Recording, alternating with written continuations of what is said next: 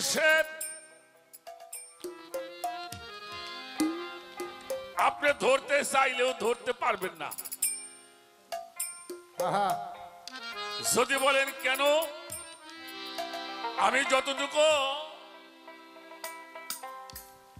কিতাবাদের মধ্যে চোখ বুলিয়েছি, ছোট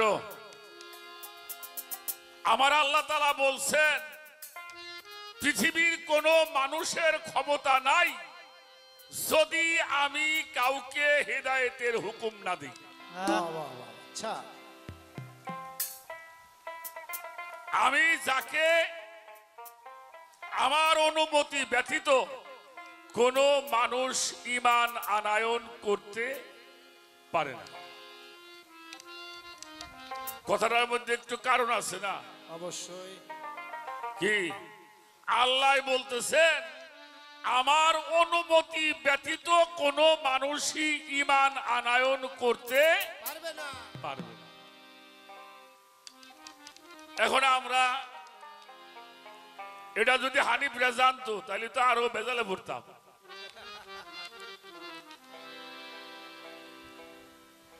তা আমি কয়ে দিলাম। এ কথাটা বলার কারণ হলো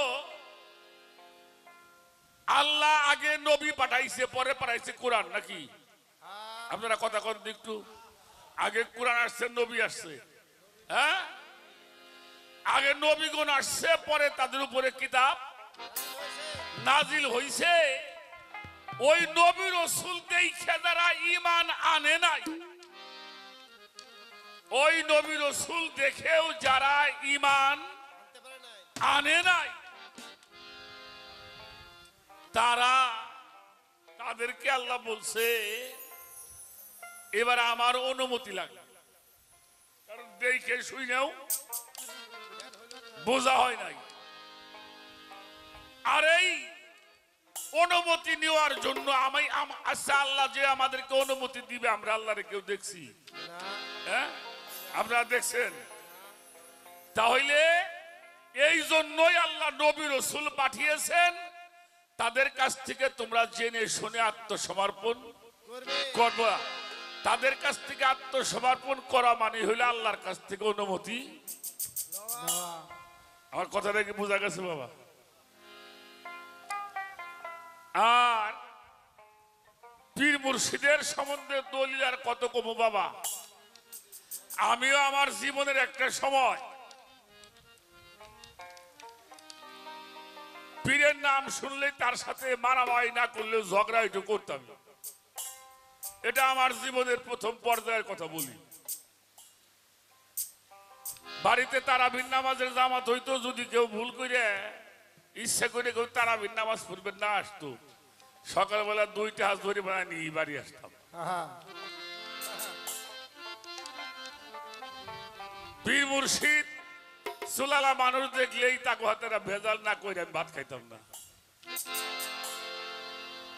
এগুলো ছিল। দলিল পড়ার আগে আপনারা খেয়াল করবেন, আমার আল্লাহ রসুল যাবার পরে যত অলিরা আসছে, একজন অলিও পীর ধরা ছাড়া অলি হইতে পারে নাই। বড় পীরের নাম শুনছেন? এমন কোন মাযহাব নাই বড় পীর সাহেবরে মানে, খাজা বাবারে মানে, কিন্তু তারাও এত বড় অলি হইয়া পীর মুর্শিদের গোলামি করছে। ফুরফুরা শরীফের পীর সাহেবরা পীর ধরছে, মাছ ভান্ডারের হুজুররা পীর ধরছে, বরিয়াবরের হুজুররা পীর ধরছে, ধরছে না? আটরশির পীর সাহেব পীর ধরছে, চন্দ্রপাড়ার হুজুররা পীর ধরছে, সরমুনায়ালারা পীর ধরছে, সুরেশ্বরের জানু বাবা পীর ধরছে।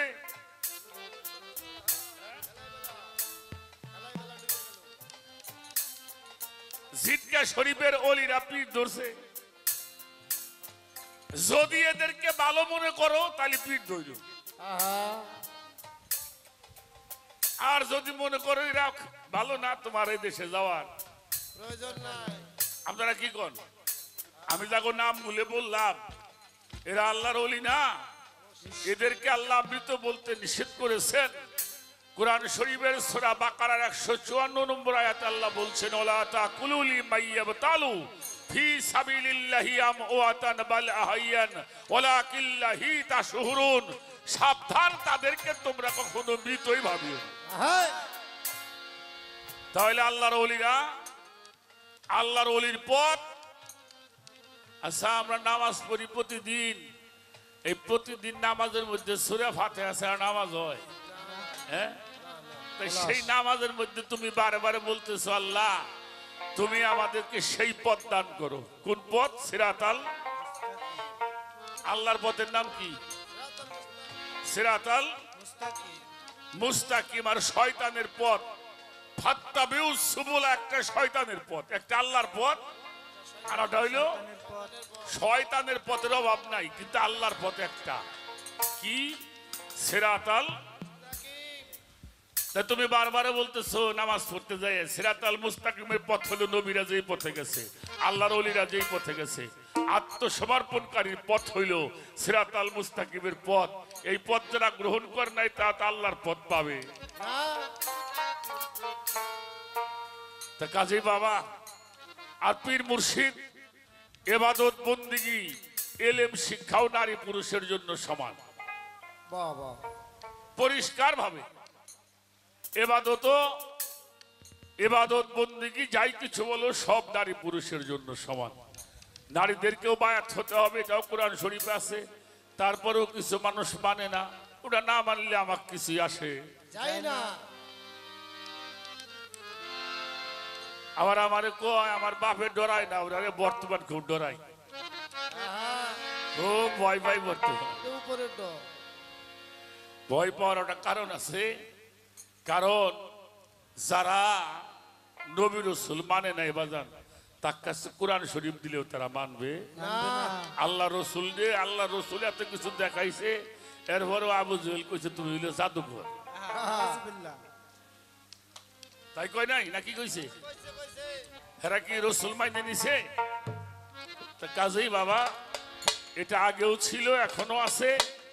তবে আল্লাহ যে আমাদেরকে এই পথে আসার ভাগ্য নসিব করছে, এই জন্য শুকরিয়া মালিকের দরবারে যে সুবহানাল্লাহ, আমরা ওলি আল্লাহদের পথে আছি। এটা হলো কথা। গান বাজনা তোমরাই গাবা, তোমরাই। আজকে আমি গান গাওয়ার, আমার তোমার গান গাওয়ার কথা কওয়া ঠিক হয় নাই। এই হলো বিষয়। যারা এখনো পীর মুর্শিদ ধরেন নাই, বায়াত গ্রহণ করেন নাই, আমি জোর হাত করে বলে গেলাম, যারা এখনো বায়াত হন নাই অবশ্যই আপনি বায়াত হবেন। কারণ মুসলমান না হয়ে কবরে যাওয়া যাবে না। এটা কে বলছে? আল্লাহ বলেছেন, ইয়া আইয়ুহাল্লাযীনা আমানুত্তাকুল্লাহা হাক্কা তুকাতিহি ওয়ালা তামুতুন্না ইল্লা আনতুম মুসলিমুন। আমার ইবাদত করো, আমাকে ভয় করো, আর সাবধান, মুসলমান না হয়ে তোমরা কবরে শিও না। আর এই মুসলমান হতে হলে আত্মসমর্পণ করতে হবে। আত্মসমর্পণ হলো বায়াতের পথ। এই জন্য আমি অনুরোধ করব, যারা এখনো পীর মুর্শিদ ধরেন নাই, কারণ আমি এখন মারা যাবো, এটাই ঠিক। অবশ্যই। কি বলেন? আমি এখন মারা যাব বাবা। আমি 22-এ যদি থাকি, হ্যাঁ, সামনের বছর কোহনে কোহনে গান গাবো, তা পিরাই জানি। হ্যাঁ, যেহেতু বায়না রাইখে ফেলাইছি, জানুয়ারি ফেব্রুয়ারি মাস রোজার আগের দিন পর্যন্ত প্রায় গান রাহা সারা। তাহলে কোন জায়গায় গান গাবো তা তো আমার এখন জানা। আপনি কাল কোথায় যাবেন আপনি বুদ্ধি করে ধর নাই? ও খানে যাবো, জামাই বাড়ি যাবো, নাহলে মেয়ান বাড়ি যাবো, নাহলে কোর্ট কাছারি। আপনি কাজ জানেন না, সব জানেন, কিন্তু একটা জিনিস আমরা জানি না, আমিও জানি না, সেটা হলো আমি মারা যাব কোন সময়। কি তাই না? আমরা কেউ বলতে পারবো? তো সেই জন্য মরণ মানুষের পাশে পাশে ঘুরে, কবর আপনার সাথে সাথে ঘুরে। সেই জন্য আগে যেন মুসলমানরা হয়ে কবরে যাইতে পারি, এটা আমার বিশেষ অনুরোধ থাকলো। আপনাদের যে ভালোবাসা, সেই ভালোবাসা নিয়ে আসি। মালিক যেন এইভাবেই আহলে বায়াতের সম্মান, আহলে বায়াত পাক পাঞ্জাতন। নামাজ কয়ক তো আচ্ছা, একটা জিনিস বলতে পারো হানি, 5 ওয়াক্ত নামাজ, 5টা মুকাম, 5টা মঞ্জিল, 5টা রাহা, 5টা অজু, সবই কয়টা? নামাজ 5 ওয়াক্ত, অজু 5টা, নফস 5টা, রাহা 5টা, মঞ্জিল 5টা, মুকাম 5টা। এই 5টা, এই 5-এর যে কাজবাজ, এই পাক পাঞ্জাতন থেকে সমস্ত সৃষ্টি। আর এই জন্য আল্লাহ বলেছেন, আল্লাহ রসুল বলেছেন, তোমাদের কাছে আমি কিছুই চাই না আমার আহলে বায়াতের মহব্বত। সুবহানাল্লাহ। কোরআন শরীফের মধ্যে আল্লাহ জানিয়ে দিয়েছেন, কুল্লাস আলাইকুম আলাইহা আজদান ইল্লাল মাওয়াদ্দাতা ফিল কুরবা। এই মহব্বত যদি জানতে চাও, বুঝতে চাও, তাহলে যারাই পথের পথিক তাদের কাছে যাইতে হবে। একটা গান শোনাই, তারপরে আসলে গান গাওয়ার মতো আর মন মানসিকতা 61 গাইছি সন্ধ্যার পরে।